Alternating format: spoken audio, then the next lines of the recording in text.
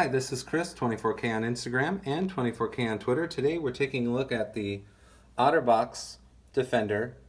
It's the pop socket and alpha glass. This alpha glass is EPA registered, has antimicrobial technology infused into the glass, 5 times greater scratch resistant, and it resists chipping on the sides if you've ever had that problem. I certainly have with other glass, but not with this alpha glass. And then the Defender series case, like I said, comes with the pop socket on the back. So that's cool. It comes right up and you can change it if you don't like the gray. Totally customizable. These just pop right out. You turn it when they're closed and it comes right off.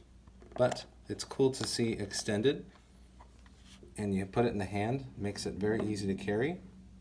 Now inside the case, there's a cutout for the cameras, of course. There's padding in here, very nice padding. You have complete side protection for every button and every port, so you can see in there, as well as this side. Complete protection all the way around for your 11 Pro Max. So here's a button cover right there for volume or power, and here's the volume buttons right here. And then this flips down or open so you can do the ringer or vibration.